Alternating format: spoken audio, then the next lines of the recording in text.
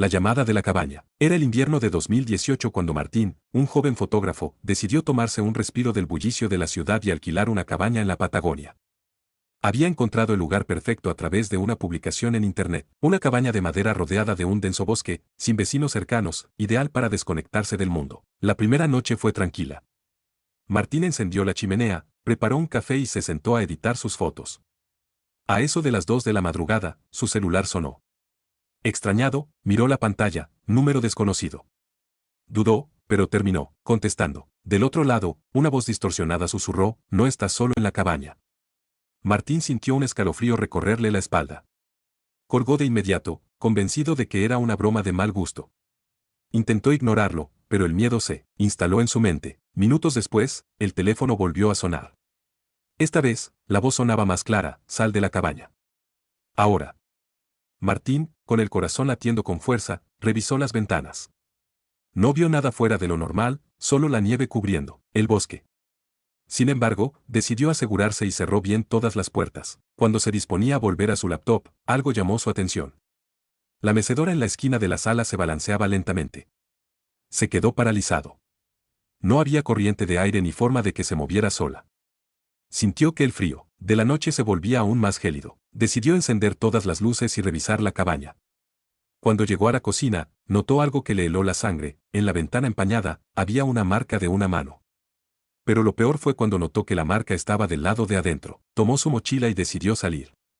Apenas abrió la puerta, la luz de su linterna iluminó algo en la nieve. Huellas. Pero no eran de zapatos, sino de pies descalzos, y no iban hacia la cabaña, sino que salían de ella.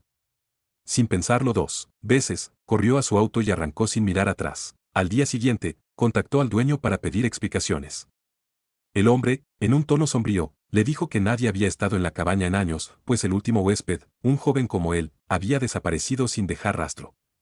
Lo único que encontraron fue su teléfono en la sala, con una última llamada registrada, a su propio número. La sombra en el hospital. Andrés trabajaba como guardia de seguridad en un hospital antiguo en las afueras de la ciudad. No era un hospital común, en el pasado, había sido un sanatorio mental, y muchas historias circulaban sobre pacientes que nunca se fueron. Del todo. El turno nocturno solía ser tranquilo, aunque había zonas del hospital que evitaba recorrer solo.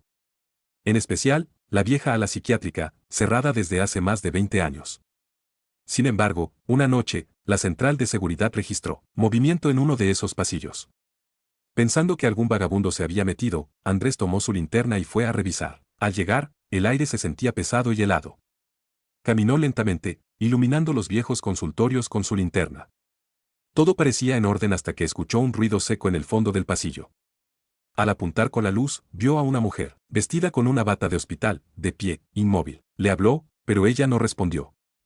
Solo inclinó la cabeza levemente, como si estuviera analizándolo.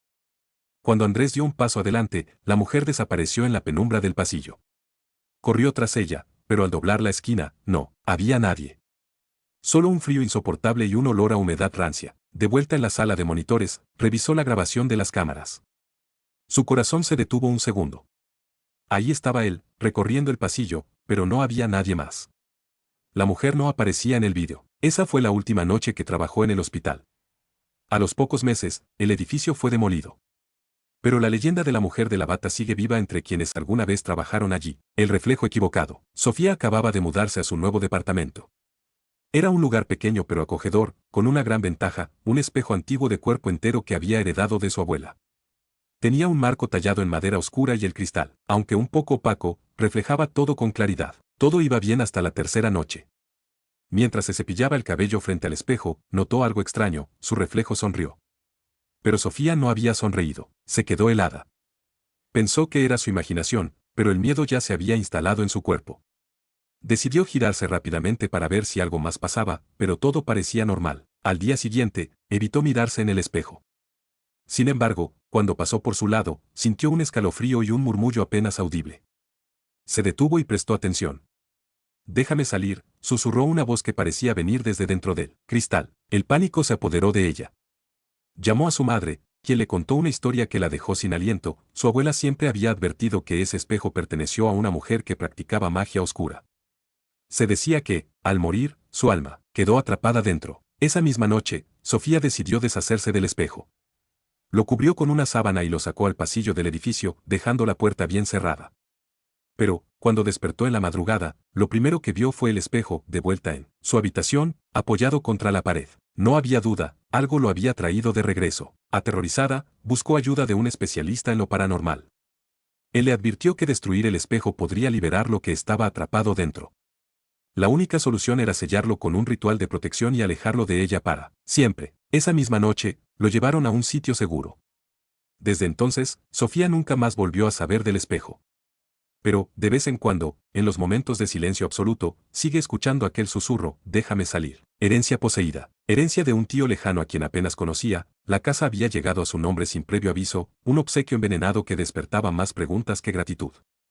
El camino de tierra que conducía a la casa estaba flanqueado por árboles secos y retorcidos, como si la naturaleza misma se resistiera a la presencia de la mansión. La estructura de piedra ennegrecida por la humedad se alzaba con un aire de abandono y resentimiento, sus ventanas como ojos vacíos que espiaban a cualquiera que se atreviera a acercarse.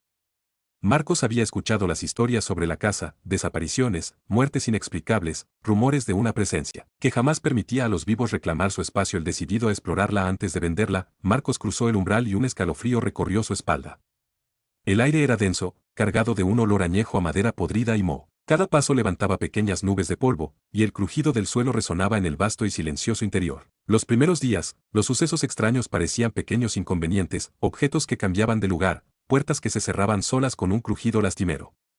Pero pronto, la casa comenzó a respirar, a pulsar con una presencia oscura. Las sombras se alargaban de formas imposibles, la temperatura descendía súbitamente en ciertas habitaciones y los cuadros antiguos colgados en los pasillos parecían cobrar vida, con rostros cuyos ojos los seguían a cada paso. Las noches eran peores.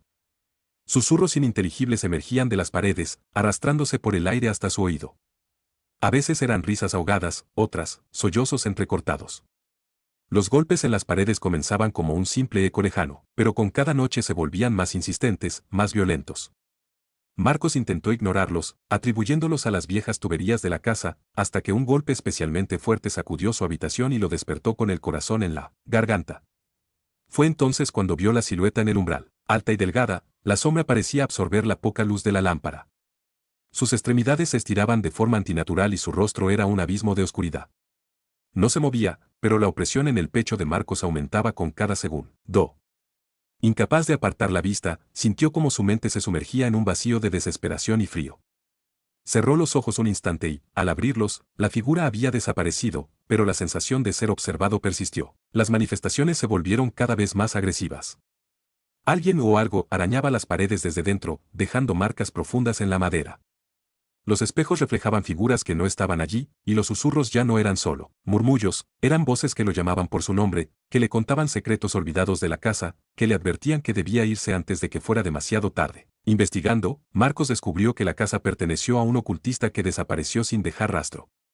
En su estudio, oculto tras una falsa pared, encontró un diario lleno de anotaciones en un lenguaje que no comprendía, dibujos de figuras retorcidas y referencias a un ritual que nunca debió llevarse a cabo.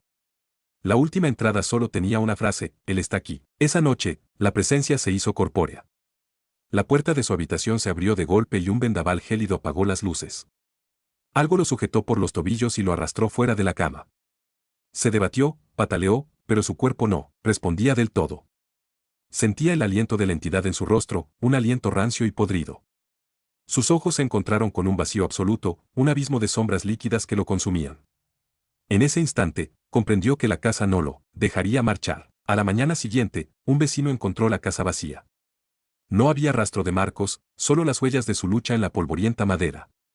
En la pared de su habitación, grabado con profundas marcas, había un mensaje nuevo. Él está aquí.